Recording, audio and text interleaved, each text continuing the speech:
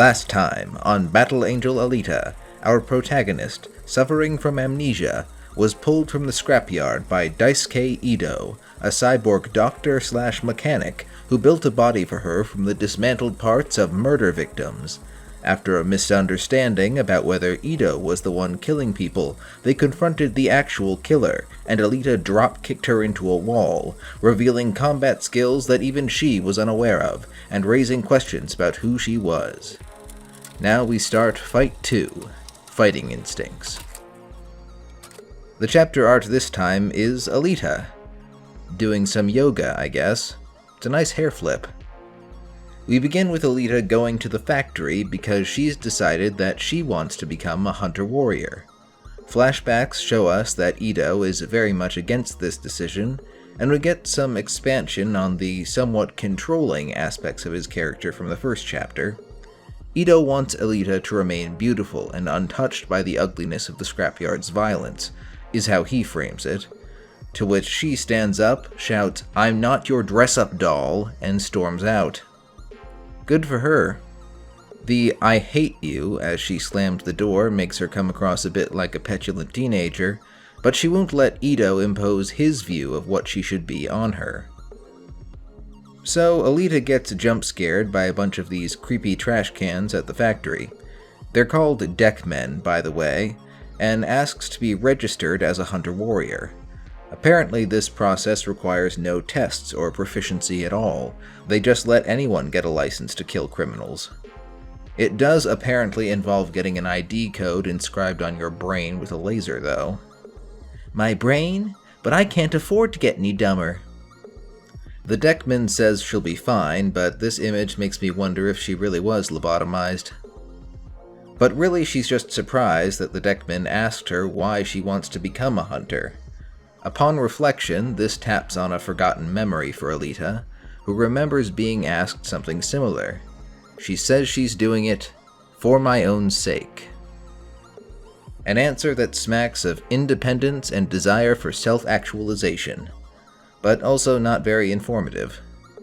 I'm still not sure exactly what is driving her right here, except that she might not be completely sure either. But perhaps her newfound martial arts talent is driving her to explore this warrior part of herself. But enough about Alita for now. Next we go to a scrapyard market to see a man playing with his dog. Fun fact, in the original English translation, this dog's name is Duke. I think I prefer Fang. They get interrupted. "Hey old man, how much for the dog's brain?" Apparently a scrapyard market is a lot like being in a Chinese wet market. At least there aren't any bats. This guy and the hulking mass behind him don't take too kindly to being refused. The shape tears off his cloak to reveal a huge cyborg. He grabs a random guy from the crowd, pops off the top of his head, and slurps up his brains like soup. Well, who doesn't fly into a homicidal cannibalistic rage when you're hungry, I guess? But according to the slim cyborg, his bro isn't hungry.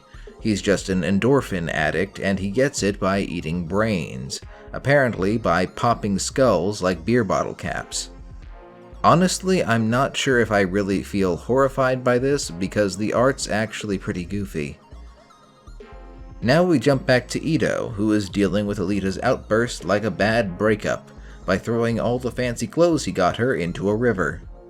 Though looking at the clothes makes me wonder if that dress-up doll remark was a lot more literal than I initially assumed.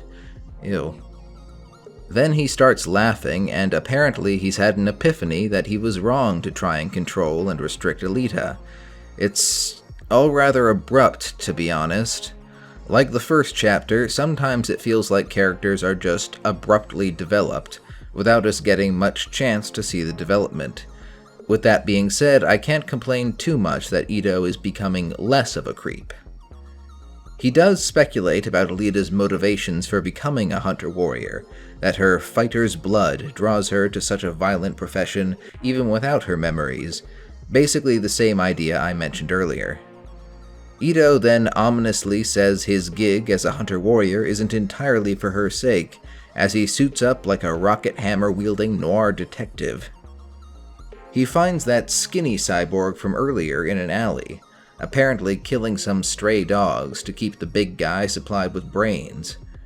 I must say this is not a recommended read if you're sensitive to images of animal cruelty, but at least the dog killer gets punished when Ito decapitates him, impaling his head on his hammer spike and telling us that he kills for pleasure.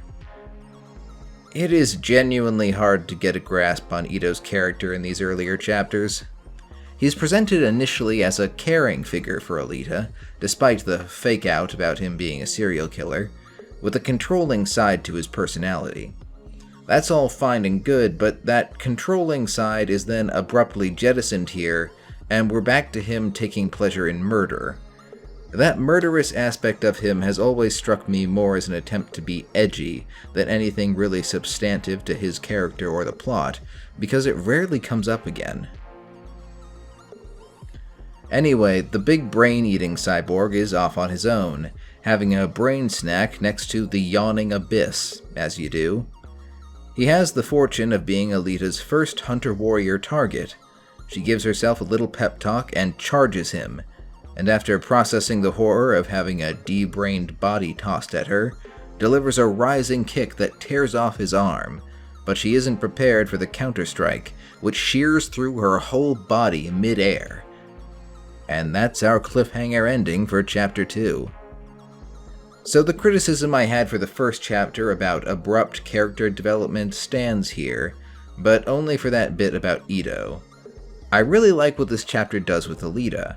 She moves beyond being Ito's dependent and asserts independence. But while we got some proof of her badass fighting skills at the end of the last chapter, this one ends by telling us that she's not invulnerable, and there are bigger and badder things in the scrapyard than her. That nicely sets up the challenge she faces in the start of this new story arc. As for the new villain, well, at this point I'm not sure what to say about him.